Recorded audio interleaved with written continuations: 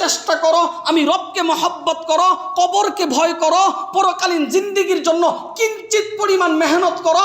মনে রাখবা বান্দা, এই দুনিয়ার 10 দুনিয়া সমান দিয়া তোমার দিলটাকে ঠান্ডা করে দিন। সুবহানাল্লাহ।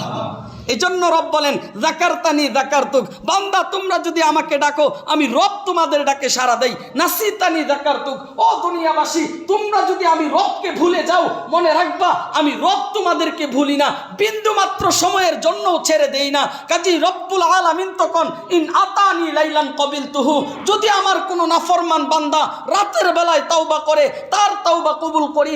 ইন আতানি নাহারন কবিলতুহু, যদি কোনো বান্দা দিনের বেলায় তাওবা করে তার তাওবাও কবুল করি। মোট কথা, মৃত্যুর আগে যদি কোনো ব্যক্তি তার জীবনের একটা তাওবাকে কাজে লাগাইতে পারে, কবুল করাইতে পারে, বান্দার সারা জিন্দেগীর গুনাহগুলো মোচন কইরা বান্দাটারে নিষ্পাপ বানায়া দেই।